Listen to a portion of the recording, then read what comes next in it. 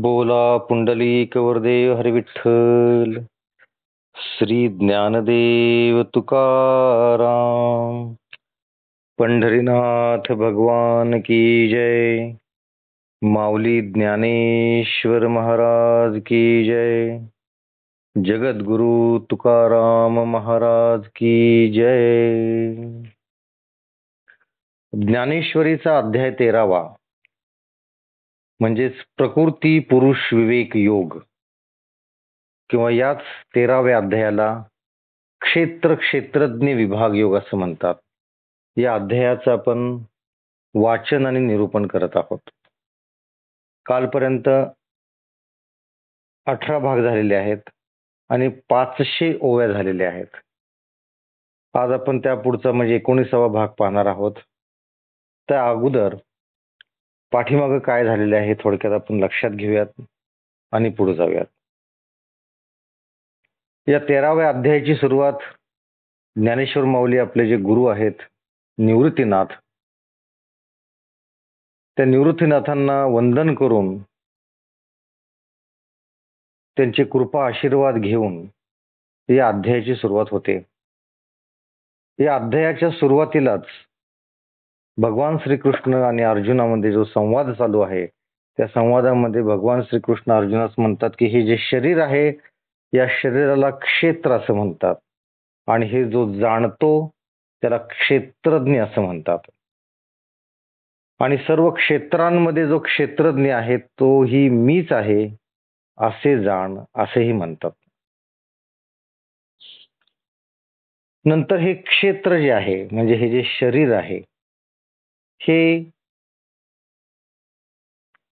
याच्यावर सत्ता कोणाची आहे या संदर्भात प्रत्येक जण म्हणजे जे कर्मवादी आहेत, जे साम्यवादी आहेत, जे सांख्यमतवादी आहेत, जे संकल्पवादी आहेत आणि जे कालवादी आणि स्वभाववादी आहेत, ते आपापल्या परीनं या शरीरावर सत्ता कोणाची आहे किंवा या क्षेत्रावर सत्ता कोणाची आहे हे सांगण्याचा प्रयत्न करतात. पण त्यात कोणालाही यश येत नाही. त्यानंतर भगवान श्रीकृष्ण अर्जुनास म्हणतात की आता हे क्षेत्र म्हणजे काय हे ऐक. आणि भगवान श्रीकृष्ण म्हणतात की हे क्षेत्र जे आहे हे जे शरीर आहे ते 36 तत्वांपासून बनलेलं आहे. मग ते 36 तत्व वगैरे काय हे आपण सगळं पाहिलेलं आहे. नंतर श्लोक नंबर 7 की ज्या श्लोकाचं आपण सध्या निरूपण करत आहोत, जवळजवळ 13-14 भाग झाले, आपण या 7व्या श्लोकाचं निरूपण करत आहोत. या 7व्या श्लोकामध्ये सत्पुरुषाची लक्षणं सांगितलेली आहेत. ही सत्पुरुषाची जी लक्षणं आहेत हा जो श्लोक आहे हा आपल्या सर्व श्रोत्यांसाठी हा गाईडलाईन म्हणून काम करतो. हे एक धर्मसंस्कारच आहेत की जे प्रत्येकानं अंमलात आणले पाहिजेत. आणि हे जर आपण अंमलात आणले तर आपला व्यवहार सुखकर होतो, व्यवहार चांगला होतो, लोक आपल्याशी आदरानं बोलतात आणि आपण सहसा संकटामध्ये सापडत नाहीत. अशी ही सगळी गाईडलाईन्स आहेत. हे जे 7व्या नंबरमध्ये जे आलेले आहे त्याच्यामध्ये काय काय आलं बघा. मनाची इच्छा नसणे, दांभिकपणा नसणे, अहिंसा, शांती, सरळपणा, आचार्य उपासना, अंतर्बाह्य सुचिरभूतपणा, स्थिरता आणि आत्मसंयम. तर मनाची इच्छा नसणे, दांभिकपणा नसणे, अहिंसा, अहिंसेमध्ये आपण पाहिलं की प्राणीज अहिंसा आणि शब्द अहिंसा हे पण आपण पाहिलेलं आहे. तसंच शांती, सरळपणा, अंतर्बाह्य जो सरळपणा असतो तो, आचार उपासना, अंतर्बाह्य सुचिरभूतपणा हे आपण पाहिलं. आणि काल म्हणजे भाग नंबर 18 मध्ये आपण स्थिरता या संदर्भामध्ये आपण पाहिले आहे. तर ही स्थिरता म्हणजे काय आहे, नेमकं स्थिर असणं म्हणजे काय आहे. तर कुठल्याही संकटामध्ये किंवा कुठल्याही आनंदाच्या क्षणामध्ये तुमचं चांगलं झालं किंवा वाईट झालं तरी सुद्धा तुम्ही तुमचं चित्त हे स्थिर असलं पाहिजे. त्या चित्ताला विषयांची बाधा होता कामा नये, हे याच्यामध्ये सांगितलेलं आहे. तर त्यासाठी काही उदाहरणं दिलेली आहेत, की ज्याप्रमाणे गाय रानात चरायला गेलेली असते, पण तिचे लक्ष हे पूर्णपणे घरी जे वासरू बांधलेलं असतं तिथं असतं. किंवा कृपण जर घर सोडून लांब गेला तर त्याचे चित्त त्याच्या घरात जे पुरून ठेवलेले द्रव्य असतं, सोनं नाणं असतं, तिथं असतं. त्याप्रमाणे देहाचे व्यापार जरी चालू असले तरी ज्याचे चित्त स्थिर आहे, स्थिर असते, असायला हवे. धावणाऱ्या ढगांबरोबर ज्याप्रमाणे आकाश धावत नाही किंवा फिरणाऱ्या नक्षत्रांबरोबर ध्रुव तारा फिरत नाही, त्याप्रमाणे प्रवास करणाऱ्या मनुष्याबरोबर ज्याप्रमाणे रस्ता वाट चालत नाही किंवा झाडे जात येत नाहीत, त्याप्रमाणे पंचमहाभूतात्मक शरीराची जरी इंद्रियांच्या संबंधाने हालचाल होत असली, म्हणजे इंद्रिय जरी आपली हालचाल करत असले तरी ज्याचे मन कोणत्याही विकाराच्या लहरीने ढळत नाही, त्याला स्थिरता असे म्हणतात. ती म्हणजे स्थिरता. मग वावटळीच्या योगाने ज्याप्रमाणे पृथ्वी हलत नाही, त्याप्रमाणे विकाराच्या योगाने ज्याचे मन ढळत नाही किंवा दारिद्र्य व दुःख यापासून जो पीडित होत नाही, दारिद्र्य आलं, दुःख आलं किंवा भीती, शोक यापासून जो व्याकुळ होत नाही, किती घाबरण्याचा प्रसंग आला तर घाबरत नाही, किती व्याकुळ होण्याचा दुःखाचा प्रसंग आला तर तो दुःखी होत नाही, किंवा देहास मृत्यू जरी आला तरी तो घाबरत नाही. समोर वाघ आलेला आहे, घर पेटले, आपण घरामध्ये आहोत, तरी घाबरायचं नाही. थोडक्यात काय, मनाची स्थिरता ही अशी असली पाहिजे. मन जर स्थिर नसेल ना तर तुम्हाला मार्गच सापडत नाही. आपण हे वाचतो, ऐकतो की समोर वाघ आला किंवा बिबट्या आला, त्याच्यातून तुमच्यामध्ये 40-50 फुटाचं समजा अंतर आहे, तर आपण हे वाचलेलं असतं की अशा वेळेस पळून जायचं नाही, त्याला पाठ दाखवायची नाही. मग काय करायचं, तर 2 हात वर करायचे, आपण अजून मोठे आहोत असं दाखवायचं. त्याच्या डोळ्यात डोळे घालून आपण हळूहळू एक एक एक एक पाऊल माग माग माग सरकायचं. म्हणजे त्याला, त्या हिंस्त्र प्राण्याला, त्या वाघाला किंवा त्या बिबट्याला असं वाटलं नाही पाहिजे की आपण त्याच्यावर अटॅक करत आहोत, आपण त्याला मारत आहोत, असं वाटलं पण नाही पाहिजे. आणि आपण घाबरलो आहोत, आपण भिवून पळत आहोत, हे सुद्धा त्याला वाटलं नाही पाहिजे. अशा पद्धतीनं एक एक एक एक पाऊल माग माग माग यायचं. अशा पद्धतीने अशा हिंस्र प्राण्यांच्या पासून वाचायचं असतं. आता हे त्यावेळेस तुमच्या लक्षात येईल का, ज्यावेळेस अचानक वाघ सिंह रोज आपल्या समोर येतो का, नाही येत. मग कधीतरी असं आयुष्यात कधीतरी असं समजा आला तर या सगळ्या गोष्टी तुमच्या लक्षात राहतील का, राहतील. कधी, जर तुमचं मन स्थिर असेल तर. मन स्थिर असेल तर तुम्हाला भीती वाटणार नाही आणि स्थिर मनामध्येच विचार येतात. अस्थिर मनामध्ये विचारांचं फक्त काहूर येतं, त्यातून सोल्युशन मिळत नाही, उत्तर मिळत नाही. म्हणून न घाबरता मन जर चित्त तुमचं स्थिर असेल तर अशा वाईट प्रसंगातून सुद्धा तुम्ही आरामात मार्ग काढू शकता. यासाठी मन किंवा चित्त तुमचं स्थिर असणं हे अतिशय महत्वाचं आहे. तर तेच इथं सांगितलेलं आहे की तुम्ही तुमच्यावर दुःखाचा डोंगर कोसळला, दारिद्र्य आलं किंवा शोक आला किंवा भीती तुमच्या समोर एकदम अशी कशामुळे भीती वाटली, तरी सुद्धा जर तुम्ही स्थिर राहायला हवं असं इथं सांगितलेलं आहे.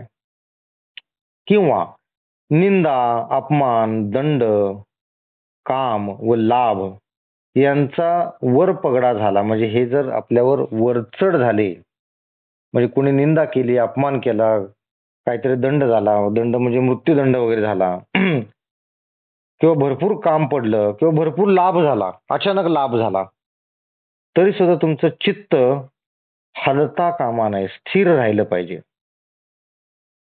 मनाची वृत्ती माघारी फिरता कामा नये. आकाश तुटून जरी पडले किंवा पृथ्वी विरून जरी गेली तरी ज्याची चित्तवृत्ती माघारी फिरत नाही, हत्तीला फुलाने मारले असता त्याचा मार जसा त्याच्या पासंगालाही पुरत नाही, तसा दुर्वाक्य रूप बाणांनी मारले असता जो मागे पाहत नाही. म्हणजे कोणी आपल्याला वाईट बोललं तरी काय ठीक आहे, त्याचा एवढा जास्त विचार करायचा नाही. आपण जेवढा विचार करणार तेवढा जो तुम्हाला वाईट बोलणार आहे त्याला महत्व दिल्यासारखं होतं, आणि त्याला जेवढं महत्व देईल तो तेवढा जास्त तो आगाऊपणा करतो. आलं लक्षात? त्यामुळे किती महत्व द्यायचं हे आपण ठरवायचं असतं.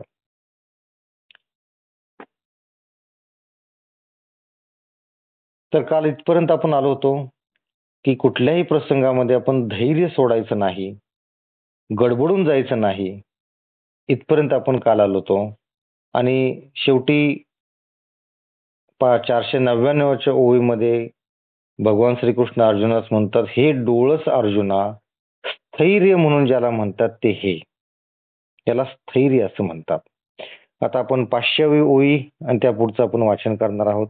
हे स्थैर्य निधडे, जेथ आगे जीवे जोडे, ते ज्ञानाचे उघडे निधान साचे, आणि इसाळू जैसा घरा, का द्वंद्वी हाती येरा, न विसंबे भांडारा, लुब्धकू जैसा, का एक लौतिका बाळगा, वरी पाडोनी ठाके अंबिका, मधुविषी मधुमक्षिका, लोभिणी जैसी.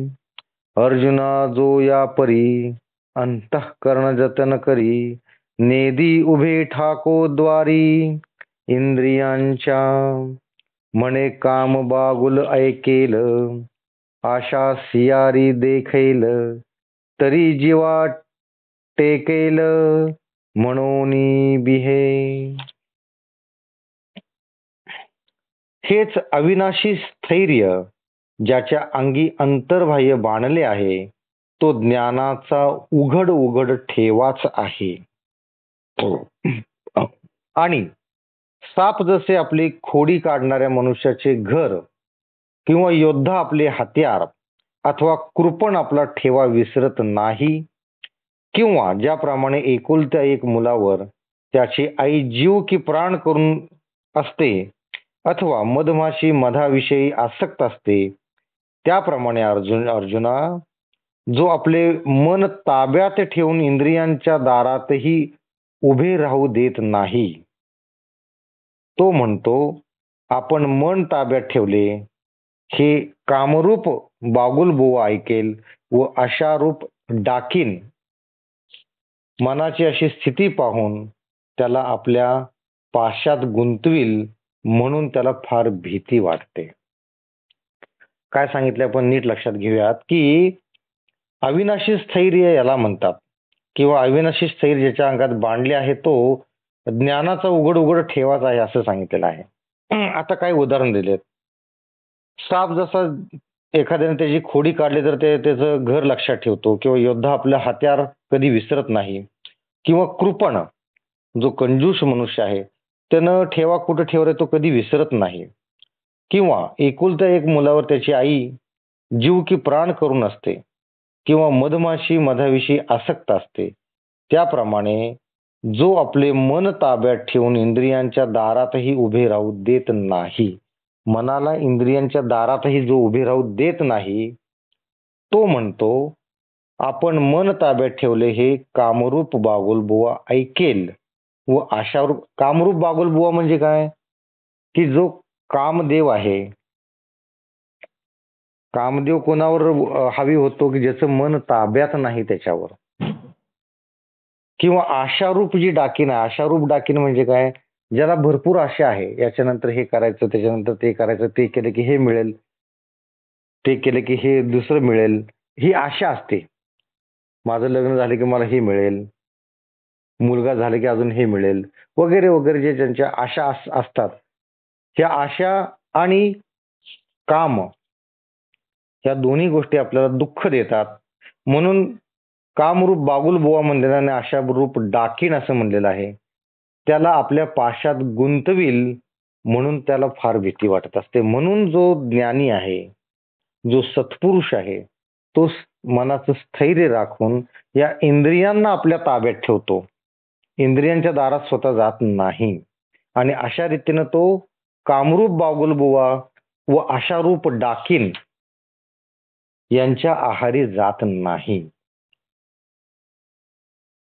बाहेर धीट जैसी दागुटापती कळासी करी टेहणी तैसी प्रवृत्तीसी सचेतनी वाळेपणे देहासकट आटणे संयमावरी करणे बुझुनी घाली मनाचिया महाद्वारी प्रत्याहाराचिया ठणातरी जो यमदम शरीरी जागावी उभे आधारी नाभी कंठी बंधत्रयाची घरटी चंद्र सूर्य सुपटी सुये चित्त समाधीचे शेजे पासी बांधून घाली ध्यानासी चित्त चैतन्य समरसी अतरते आगा अंतःकरण निग्रहो जो तो हा हे जाणीजो हा आथी तेथ विजो ज्ञानाचा पै जयाची आज्ञा आपण श्री वाहे अंतःकरण मनुष्याकारे जाण ज्ञानची तो. ज्याप्रमाणे व्यभिचारिणी स्त्रीला तिचा दांडगा नवरा बाहेर फेकून न देता घरात कोंडून ठेवतो, त्याप्रमाणे आपल्या मनोवृत्तीला जो इंद्रियांकडे जाऊ न देता अंतर्यामी कोंडून ठेवतो. बघा, काही ज्या स्त्रिया असतात, ज्यांना ज्या बाहेर खाली असतात, व्यभिचारी असतात, तर त्यांचा जो दांडगा नवरा असतो, म्हणजे जो तिच्यावर अधिकार गाजवणारा जो नवरा असतो, तो तिला घराच्या बाहेर काढून हाकलून देत नाही, तर तो काय करतो, तिला घरात कोंडून ठेवतो. त्याप्रमाणे आपल्या मनोवृत्तीला जो इंद्रियांकडे जाऊ न देता अंतर्यामी कोंडून ठेवतो.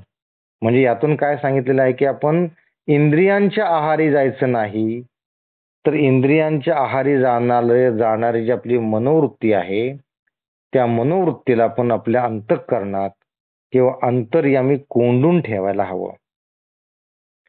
जिवंतपणे देहाची पर्वा न करता देह झिजवून इंद्रियांचा निग्रह करतो.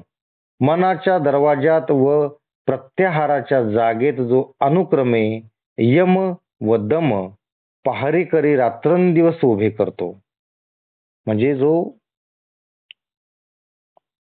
सत्पुरुष आहे त्याच्याकडून काय अपेक्षा आहेत बघा. त्यानं काय करायला हवं की जिवंतपणे देहाची पर्वा न करता देह झिजवून इंद्रियांचा निग्रह त्यानं करणं अपेक्षित आहे. किंवा मनाच्या दरवाज्यात व प्रत्याहाराच्या जागेत जो अनुक्रमे यम व दम हे पहारेकरी रात्रंदिवस उभे करायला हवेत. म्हणजे काय की याच्या आहारी त्यानं जाता कामा नये. कशाच्या? इंद्रियांच्या, मनाच्या, मन आणि प्रत्याहार यांच्या सुद्धा आहारी त्यानं जाता कामा नये. अजून काय? मूळ बंध, ओढियाण बंध व जालंधर बंध हे तिन्ही स्थिर करून इडा व पिंगळा यांच्या संगमस्थानी जो आपले चित्त लावतो, समाधीच्या शेजेजवळ जो ध्यानाला बांधून टाकतो. याचा हे सर्व आपण मला वाटतं अध्याय नंबर 7 मध्ये आपण पाहिलेलं आहे की ओढियाण बंध कसा लावायचा, मूळ बंध कसा लावायचा, जालंधर बंध कसा लावायचा आणि आपलं जो प्राण आहे तो स्थिर कसा करायचा. इडा आणि पिंगळा म्हणजे दोन ज्या नाड्या असतात, म्हणजे इडा नाडी ज्यावेळेस चालू असते त्यावेळेस उजवी नाकपुडी चालू असते, त्यातून श्वास बाहेर येत असतो, श्वास आत जात असतो आणि डावी नाकपुडी बंद असते. आणि ज्यावेळेस पिंगळा नाडी चालू असते त्यावेळेस डावी नाकपुडी चालू असते, उजवी नाकपुडी आपोआप बंद झालेली असते. तर अशा पद्धतीने हे सगळे बंद लावून संगम स्थानी जो चित्त लावतो म्हणजे समाधी लावतो आणि समाधीच्या शेजेजवळ जो ध्यानाला बांधून टाकतो, थोडक्यात जो समाधी लावतो अशा पद्धतीने, म्हणजे ध्यानाचा परिपाक जो समाधी तो लागेपर्यंत ध्यानस्थ असून जो आत्म्याचे ऐक्य होईपर्यंत चित्त स्थिर करतो. आपण पाहिलेलं आहे की कशा पद्धतीने चित्त स्थिर करतात, समाधी लावतात आणि जोपर्यंत समाधी लागत नाही तोपर्यंत ध्यानाला बांधून टाकावं लागतं. म्हणजे ध्यानाचा परिपाक जो समाधी तो लागेपर्यंत ध्यानस्थ असून जो आत्म्याचे ऐक्य होईपर्यंत चित्त स्थिर करतो. आत्म्याचे जोपर्यंत ऐक्य होत नाही तोपर्यंत आपलं जे ध्यान आहे, जे चित्त आहे ते स्थिर निग्रहाने स्थिर करावं लागतं. आपलं चित्त अतिशय चंचल आहे. अतिशय चंचल काय असेल तर ते चित्त आहे, मन आहे, ते निग्रहानं स्थिर करावं लागतं. असं स्थिर होत नाही. तर असं जो स्थिर करतो, अरे अंतःकरण निग्रह ज्याला म्हणतात, तो ह्या गुणाने जाणावा. म्हणजे ह्याला अंतःकरण निग्रह म्हणतात. कशाला? की मूळ बंद लावायचा, उडयन बंद लावायचा, जालंधर बंद लावायचा, इडा आणि पिंगळा नाडी याच्या संगमस्थानी चित्त स्थिर करायचं आणि जोपर्यंत ध्यान लागत नाही, समाधी लागत नाही तोपर्यंत चित्त हलू द्यायचं नाही, स्थिर करून ठेवायचं. याला अंतःकरण निग्रह असं म्हणतात. तो ह्या गुणाने जाणावा व असा ज्या ठिकाणी असेल त्या ठिकाणी ज्ञानाचा विजय होतो. म्हणजे अशा अशा लोकांनाच ज्ञानाची प्राप्ती होते, ज्ञानाचा विजय होतो. ज्या साधकाची आज्ञा त्याचे मन शिरसावंद्य मानते, तो जरी मनुष्याच्या आकाराने जगात वावरला असला तरी तो मूर्तिमंत ज्ञानच आहे असे समज. हे वाक्य अतिशय महत्वाचं आहे की ज्या साधकाची आज्ञा त्याचे मन शिरसावंद्य मानते. आपलं मन आहे ना, हे मन अतिशय चंचल असतं. आपण ठरवतो सकाळी 5 वाजता उठायचं, 5:30 पर्यंत आवरावरी करायची आणि 5:30 ला रनिंग करायला जायचं. 1 दिवस आपण करतो, 2 दिवस करतो, 3 दिवस करतो, 4थ्या दिवशी आपलं जे मन असतं ना, ते मन सुखाला हापापलेलं असतं. सुखाची चटक त्याला लागलेली असते. 4थ्या दिवशी ते मन म्हणतं राहू दे, थोडं अजून 10-15 मिनिट झोपूयात. गजर वाजलेला असतो पण मन काय म्हणतो, थंडी आहे थोडीशी, थोडं पांघरून घेऊन थोडं 10-15 मिनिट झोपूयात. झोप झाली नाही असं वाटतं. मग परत दिवसभर आळस येतो, हे होतं ते होतं. हे सगळं मनच आपल्याला सांगत असतं बरं का. आणि मग आपण 10-15 मिनिटासाठी जे झोपतो ते सकाळी 7:30-8 उठतो. असं हे मन आहे. ह्या मनाला आपण ताब्यात ठेवलं पाहिजे. म्हणजे आपली आज्ञा या मनानं ऐकली पाहिजे. त्यासाठी मन निग्रह असावं लागतं, अंतःकरण निग्रह असावा लागतो. आणि असा ज्याचं मनाचा निग्रह आहे, त्याची आज्ञा त्याचं मन मानतं आणि अशा मनुष्याला मूर्तिमंत ज्ञानच आहे असे जाण, असे समज, असं भगवान श्रीकृष्ण म्हणतात. इथे आपला श्लोक नंबर 7 हा संपला. म्हणजे आपण जे 13-14 दिवस आपण जे निरूपण करत आहोत, तो फक्त एकच श्लोक होता, श्लोक नंबर 7 तो इथं संपलेला आहे. आता आपण 8 नंबर श्लोक वाचूयात, त्याचा श्लोकार्थ वाचूयात. विषयाविषयी विरक्ती, अहमपणाचा अभाव. एक मिनिट, श्लोकार्थ वाचूया. विषयाविषयीची विरक्ती आणि अहमपणाचा अभाव आणि जन्म मृत्यू, वृद्धपणा व शरीर व्यवस्था यांचे ठिकाणी दोष दृष्टीने पाहणे. आता याचा नेमका काय अर्थ आहे, काय आपण समजून घेऊयात. त्यासाठी काही ओव्या वाचूयात आता.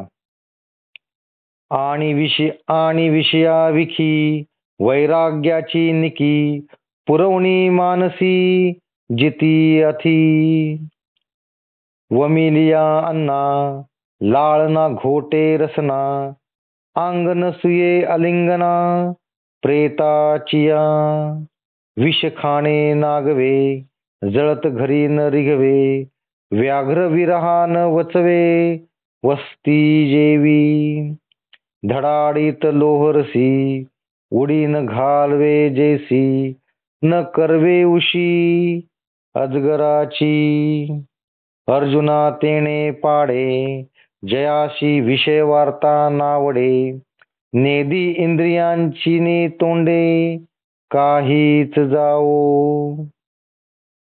आणि विषयांविषयी ज्याच्या मनात वैराग्याची जीवित मदत आहे, म्हणजे ज्याच्या मनामध्ये विषयांच्या संदर्भात वैराग्य निर्माण झालेले आहे, ओकलेले अन्न फिरून खाण्याविषयी जीवेला इच्छा होत नाही.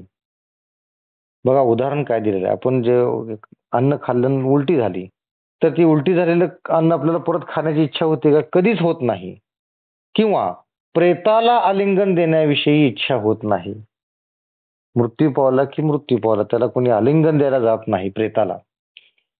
विष खाणे हे अवघड नाही, जळत्या घरात शिरवत नाही. म्हणजे विष खायला कोणाला आवडतं का? नाही. किंवा घर जळत आहे, त्या घरात कोणाला शिरायला आवडेल का? जळत्या घरामध्ये नाही आवडत, कारण आपण पण जळून जाऊ ना, आपल्याला भाजेल म्हणून. आणि वाघाच्या दरीत वस्तीला जाववत नाही. समजा एखाद्या ठिकाणी वाघ आहे, एखाद्या दरीमध्ये वाघ आहे, गुहेमध्ये वाघ आहे, तिथं आपण रात्र घालवण्यासाठी जाईल का झोपायला? नाही जाणार. सळसळीत लोखंडाचे रसात उडी घालवत नाही. म्हणजे लोखंडाचा रस उकळत आहे, त्यात कोणी उडी मारल का? तर नाही. किंवा अजगराची उशी करवत नाही. अजगराला कोणी उशाला घेऊन झोपलेलं पाहिलं का कधी? असं कधीही कोण करत नाही. त्याप्रमाणे अर्जुना, ज्याला विषयांचे नाव घेतले देखील खपत नाही, म्हणजे विषयांच्या विषयी ज्याच्या मनात तिरस्कार निर्माण झालेला आहे, तो इंद्रियांची व विषयांची गाठ पडू देत नाही. असा जो मनुष्य आहे तो इंद्रियांची आणि विषयांची गाठच पडू देत नाही.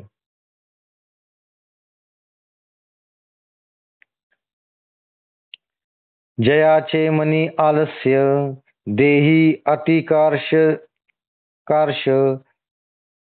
शमदमी सौरस्य जयासी गा तपोवृत्तांचा मेळावा जयाचे ठाई पांडवा युगात जया गावा आंतू येता बहुयोगाभ्यासी हाव विजनाचे धाव न साहे जो नाव संघाताचे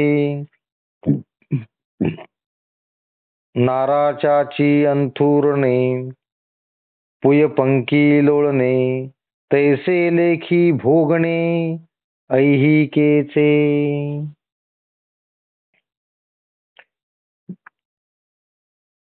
याप्रमाणे अर्जुना, ज्याला विषयांचे नाव घेतले तरी खपत नाही, तो इंद्रियांची आणि विषयाची गाठ पडू देत नाही. ज्याच्या मनात विषय सेवनाविषयी आळस भरलेला आहे व जो विषय सेवन न केल्यामुळे रोड झाला म्हणजे जाड झालेला आहे, परंतु ज्याच्या मनाचे इंद्रिय निग्रहाशी ऐक्य आहे, म्हणजे ज्यानं इंद्रिय निग्रह केलेला आहे, विषयांच्या संदर्भात जो आळशी झालेला आहे, म्हणजे जो विषयासक्त नाहीये,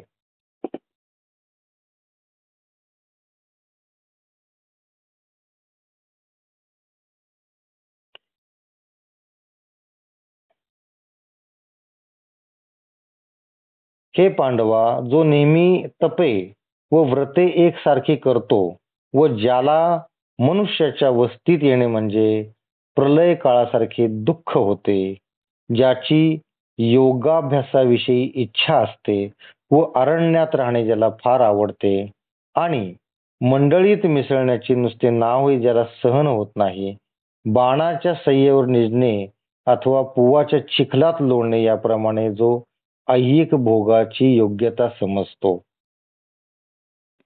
बघा, ही जी सगळी लक्षणं आहेत ना, म्हणजे जो सत्पुरुष आहे त्यानं कसं वागावं, त्याच्या गाईडलाईन्स आहेत ह्या. म्हणजे काय सांगितलंय बघा, की जो नेहमी तपे आणि व्रते करतो, जो विषयाची आणि इंद्रियांची गाठ पडू देत नाही, ज्याला मनुष्याच्या वस्तीत येणे म्हणजे प्रलय काळासारखे दुःख होते, म्हणजे त्याला माणसांमध्ये मिसळायला आवडत नाही, एकांतात राहून फक्त भक्ती करणे, योगाभ्यास करणे हेच फक्त त्याला आवडतं. ज्याची योगाभ्यासाविषयी फार इच्छा असते व अरण्यात राहणे ज्याला पसंत आहे, आवडतं आणि मंडळीत मिसळण्याचे नुसते नावही ज्याला सहन होत नाही, चार लोकात मिसळणे त्याला आवडत नाही, बाणाच्या शय्येवर निजणे अथवा पुवाच्या चिखलात लोळणे याप्रमाणे जो ऐहिक भोगाची योग्यता समजतो. आपण बघा, श्रीमंत लोक म्हणतो की अशी ऐश करतात, तशी ऐश करतात, गोव्याला जातात, तिकडे ते घाण पेय पितात, अजून काय काय करतात. त्याला आपण साध्या सोप्या भाषेत ऐश करणे असं म्हणतो.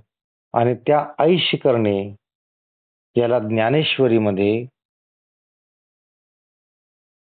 फार चांगली उदाहरणं दिलीत. काय काय काय उदाहरण दिलेत बघा, की अशी ऐश करणे म्हणजे बाणाच्या शय्येवर निजणे किंवा पुवाच्या चिखलात लोळणे असं जो समजतो, अशा ऐहिक भोगांना जो समजतो तो सत्पुरुष. कळलं? आणि स्वर्गाते मानसे ऐकोनी मानी ऐसे कुहिले पिशित जैसे श्वानाचे का ते हे विषय वैराग्य जे आम्ल लाभाचे सभाग्य येणे ब्रह्मानंदा योग्य होती जीव ऐसा उभय भोगी त्रासू देखसी तेथ बहुसू तेथ जाण रहिवासू ज्ञानाचा तू आणि साचडा चिये परी इष्टापुरते करी परी केले पण शरीरी वसो नेदी वर्णाश्रम पोषके कर्मे नित्य नैमिक्ये ते यमाजी काही नठके आचरता. आणि स्वर्गप्राप्तीची गोष्ट काढल्यावर जो त्याला कुत्र्याच्या कुजलेल्या मांसाप्रमाणे मानतो, म्हणजे स्वर्गप्राप्तीचीही त्याला इच्छा नसते. ठीक आहे. आता तुम्ही म्हणाल असं का, स्वर्ग कोणाला नको आहे? तर नको आहे. स्वर्ग हा मोक्षाकडे जाणाऱ्या मार्गातील एक आडमार्ग आहे. म्हणजे आपल्याला जायचंय कोल्हापूरला आणि आपण उजवीकडे घुसतो, डावीकडे घुसतो सांगलीकडं, असं नाही ना. आपल्याला जायचं कुठं? मोक्षाकडे जायचं आहे, स्वर्गाकडे जायचं नाहीये.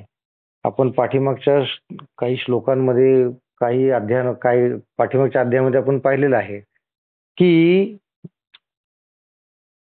काही ऋषी मुनी, काही जे दीक्षित लोक जे आहेत ते पूजा अर्चा करतात, ध्यानधारणा करतात आणि भगवंत प्रसन्न झाले तर स्वर्गाची मागणी करतात. स्वर्गात ते जातात, स्वर्गसुख उपभोगतात, पण ज्या वेळेस गाठीचं पुण्य संपतं त्यावेळेस त्यांना परत पृथ्वीवर येऊन या जन्म मरणाच्या फेऱ्यामध्ये अडकावं लागतं. ते जर व्हायचं नसेल, जन्म मरणाच्या जर फेऱ्यातून सुटायचं असेल तर स्वर्गाची आशा ठेवणं हे चुकीचं आहे. मग काय, तर मोक्ष प्राप्तीसाठी आपण प्रयत्न करायला हवेत. म्हणून इथं काय सांगितलेलं आहे की जो स्वर्गप्राप्तीची गोष्ट काढल्यानंतर तो त्याला कुत्र्याच्या कुजलेल्या मांसाप्रमाणे मानतो. म्हणजे स्वर्गप्राप्ती नको आहे त्याला. ज्याला विषय वैराग्य म्हणतात ते हे, ज्याला विषय वैराग्य म्हणतात ते हे आहे. ह्या ज्या गोष्टी आहेत ह्याला विषय वैराग्य म्हणतात. म्हणजे विषयांच्या संदर्भात अजिबात आसक्ती नसणं, त्याला विषय वैराग्य असं म्हणतात. व हेच आत्मप्राप्तीचे भाग्य असून त्याच्याच योगाने जीव ब्रह्मानंद सुख भोगण्यास योग्य होतो. विषय वैराग्य जर नसेल तर तुम्हाला जे ब्रह्मानंद सुख आहे ते मिळणार नाही. याप्रमाणे इहपरलोकीच्या सुख उपभोगांचा ज्याला पूर्ण कंटाळा आहे तेथेच ज्ञानाची वस्ती आहे असे पक्के समज.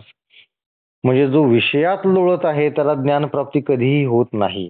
जो इंद्रियांच्या अधीन झालेला आहे त्याला ज्ञानाची प्राप्ती कधी होत नाही.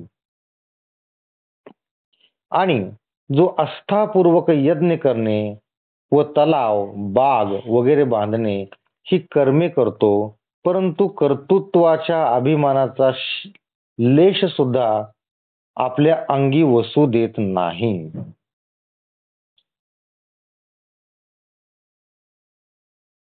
असा जो आहे की जो इहपरलोकीच्या सुख उपभोगात ज्याला पूर्ण कंटाळा आहे व तेथेच ज्ञानाची वस्ती आहे असे पक्के समज.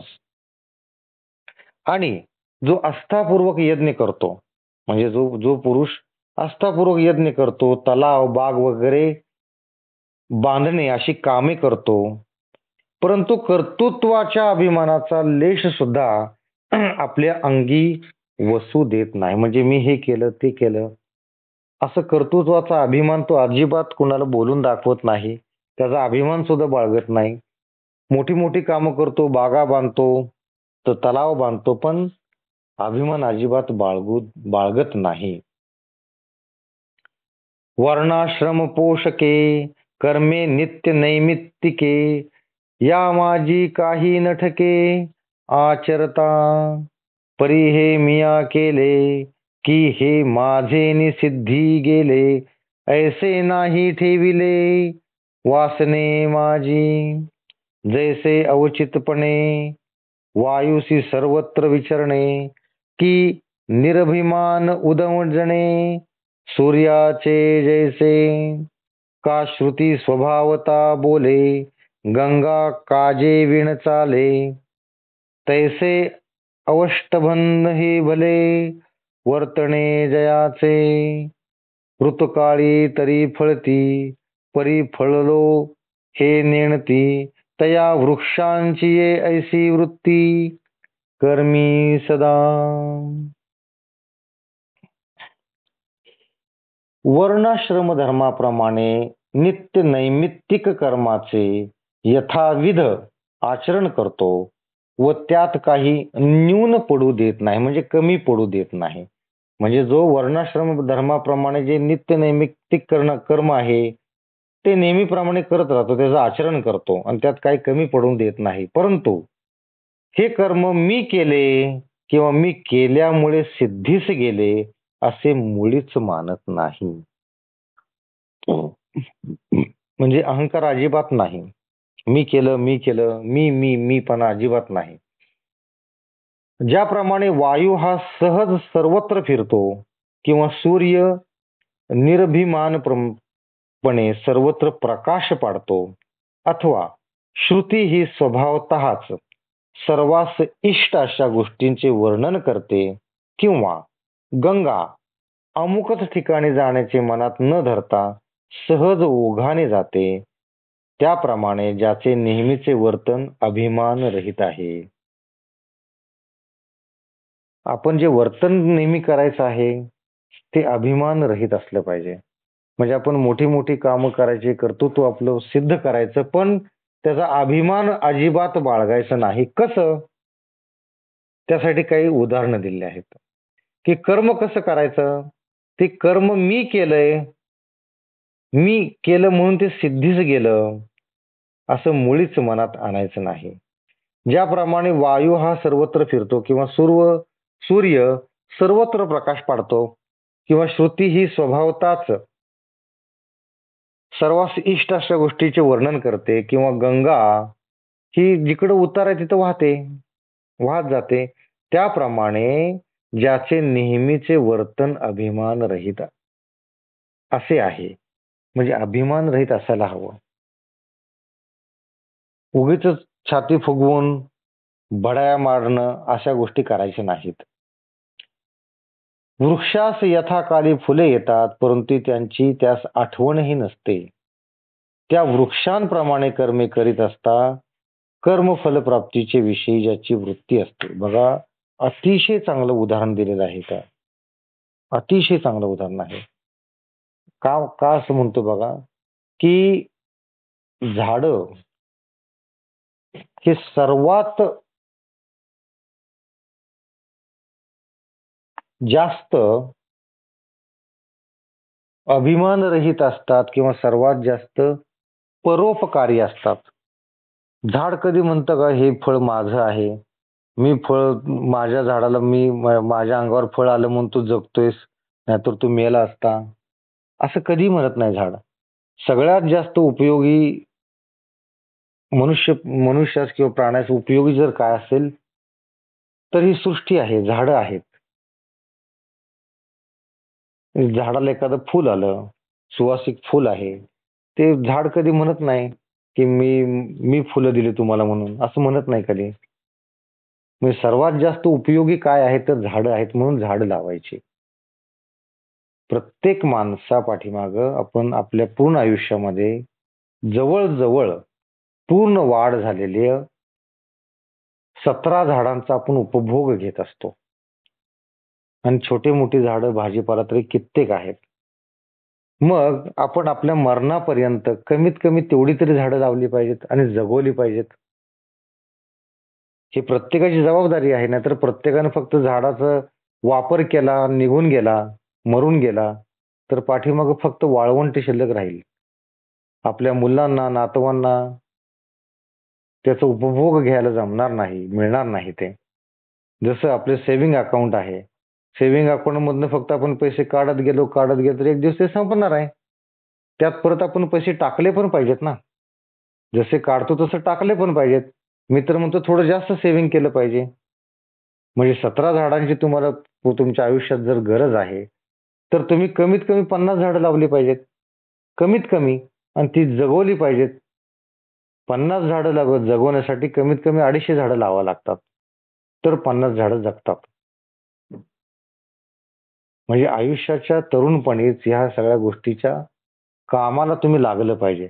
मग आता तुम्ही म्हणताल का माझं वय जास्त झालेलं, आता मी हे कधी करू? ठीक आहे.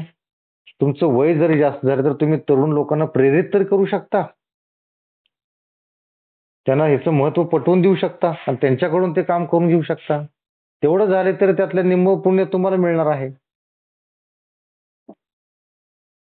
म्हणजे प्रत्येकाने अगदी मनात ठाम निश्चय करून प्रत्येक वर्षी कमीत कमी 50 झाडं लावायची आणि त्यातली मॅक्सिमम झाडं जगवायची. असंच करायला हवं. तरच ही सृष्टी नीट राहणार आहे. नाहीतर त्याचा ऱ्हास ऑलरेडी चालू झालेला आहे. अजून एक, की आपले जे वडील आहेत, आई आहे, आपले जे पूर्वज आहेत, त्यांच्या स्मृती प्रित्यर्थ ज्यावेळेस तुम्ही त्यांचे श्राद्ध घालता, त्या श्राद्धाच्या वेळेस तुम्ही दर श्राद्धाच्या वेळेस एक 10 झाडं लावावीत. आपल्या मुलाचा वाढदिवस असेल त्यावेळेस एक 4-5 झाडं लावावीत. कुणाच्या घरी कन्येचं आगमन झालं, म्हणजे कन्यारत्न ज्याला झालं,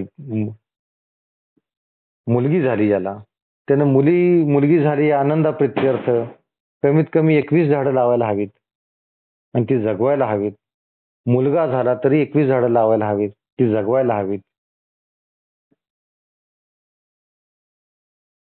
तुम्ही झाडं लावा आणि ते जगवायचा प्रयत्न करा. तुम्हाला ते मुलांप्रमाणे प्रिय वाटतील. तुम्ही जसं तुमच्या मुलावर प्रेम करता तसं वाटतं की आपण कधी एकदा जातोय आणि त्या झाडांना बघतोय, भेटतोय, अजून किती वाढलं, किती वाढलं. आपण जसं मुलं वाढताना आपल्याला आनंद होतो. मुलं बघा अगदी सुरुवातीला तान्हं बाळ असतं, नंतर रांगायला शिकतं, नंतर थोडं-थोडं बोलायला शिकतं, नंतर चालायला शिकतं, नंतर पळायला शिकतं. ह्यात हे जे मुलांचं लहानपण बघण्यामध्ये जसा आनंद असतो, तसाच आनंद झाडं वाढताना बघण्यामध्ये आहे. आणि त्याहीपेक्षा आनंद एखादं झाड वाढलं, ते जांभळाचं झाड आहे आणि त्याला जांभळं आली. फणसाचं झाड आहे त्याला फणस आले किंवा आंब्याचं झाड तुम्ही लावलं त्याला आंबे आले. ते फळ चाखण्यात जी मजा आहे ना, ती कशात नाही. ते सुख कशात नाहीये. कारण ते झाडं आपण लावलेली असतात, ती वाढवलेली असतात, त्याला पाणी आपण घातलेलं असतं. जीवापेक्षा जास्त त्याला जगवलेलं असतं. कठीण अशा उन्हाळ्यात आपण त्याला पाणी घातलेलं असतं आणि त्याला जगवलेलं असतं. अशी झाडं जगवली ना तुम्हाला ती मुलांसारखी प्रेम देतात. आपलं त्याच्यावर मुलांसारखं प्रेम त्या झाडांवर जडतं. तर इथं सुद्धा हेच सांगितलेलं आहे, की वृक्ष जे असतात, हे वृक्ष जसं निष्काम त्यांना जे वृक्ष जे आपल्याला फळं देतात, फुलं देतात, त्याच्या बदल्यात त्यांना काय हवं असतं का हो? काही नाही. निष्काम, निस्वार्थी, निस्वार्थीपणे ते सगळं देत असतात. वृक्ष कधी तुम्हाला काही मागत नाही. तो देतच असतो. असं वृक्षाप्रमाणे आपण असावं. निष्काम, निस्वार्थी. मला तू हे दिलं तर ते देणार. अटीतटी नाहीत. बघ आपल्या पाठीमागच्या भागामध्ये जिथं आपण पाहिलेलं आहे, की शब्द अहिंसामध्ये आपण पाहिलेलं आहे, की आपल्या बोलण्यामध्ये अटीतटी नसाव्यात. मग वृक्षांच्या तोंडात कधी अटीतटी असतात का? तू मला हे दिलं तर मी तुला ते देईल असं नसतं. ते निस्वार्थीपणे त्यांचे जेवढं आयुष्य आहे, शेकडो वर्ष ते आपल्याला फुलं, फळं देत असतात. आणि आपण त्यांना ओरबाडत असतो आणि ओरबाडून खातो. त्यांच्या बिया कचऱ्यात फेकून देतो, पण त्या बिया कधी लावत नाही. बिया लावण्याची, झाडं लावण्याची एक सोपी पद्धत सांगतो. अतिशय सोपी पद्धत आहे, की अशी झाडं जर तुम्ही लावली तर ती तुम्हाला जगवायसाठी विशेष कष्ट पडत नाहीत. त्यांना पाणी घालण्याची गरज लागत नाही. कशी झाडं लावायची सांगतो. ज्या क्षेत्रामध्ये जी जंगली झाडं येतात, तीच लावावीत. उगाच आयात केलेली झाडं लावू नयेत. पहिला नियम. दुसरा नियम म्हणजे अशी जी झाडं आपल्या भागामध्ये महाराष्ट्रामध्ये आंबा, जांभळ, बोर, कडुलिंब, फणस, काही भागामध्ये फणस, अशी जी झाडं आहेत, ही जी जंगली झाडं आहेत, ही झाडं लावायची. ह्याच्या बिया काय करायच्या? जे काटेरी झुडूप आहे, म्हणजे बाभळ आहे, खैर आहे, अशी जी काट्याची जी झाडं आहेत, त्याच्या बुडामध्ये 2 इंच तो करायचं आणि त्यात बी टाकून द्यायचं आणि त्याच्यावर माती टाकून द्यायची. हे तुम्ही कधीही करू शकता. उन्हाळ्यात करू शकता, हिवाळ्यात करू शकता, पावसाळ्यात करू शकता, कधीही करू शकता. तुम्ही ती बिया टाकायचं आणि सोडून द्यायचं. परत त्याला बघण्याचीही गरज नाही. ज्यावेळेस पाऊस पडेल त्यावेळेस ते बी आपोआप अंकुरतं.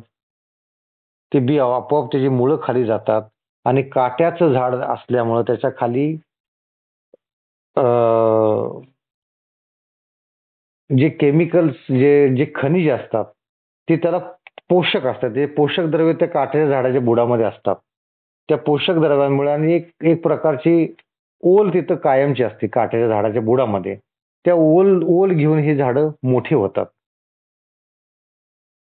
तुम्ही जर कुठं फिरायला वगैरे गेला, असं बाहेर जंगलामध्ये गेला किंवा कुठे गेला, तुमच्या लक्षात येईल की काट्याच्या झाडांच्या मधून अशी बरीचशी झाडं आलेली तुम्हाला दिसतील.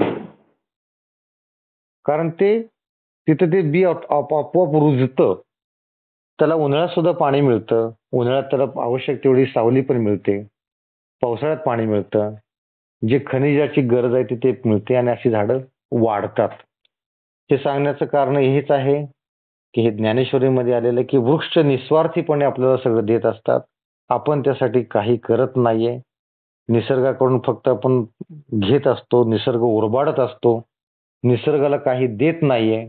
ते द्यावं. निसर्गाचं जतन व्हावं म्हणून ही 5 मिनिटं आपण खर्ची घातलेली आहेत. सर्वांनी डोळे मिटायचे आहेत, हात जोडायचे आहेत.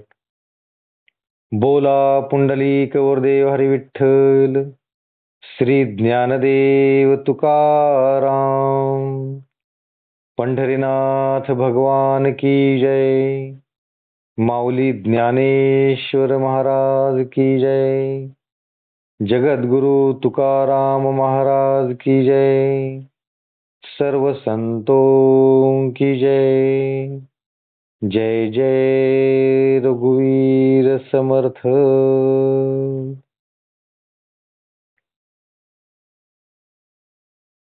रामकृष्ण हरी.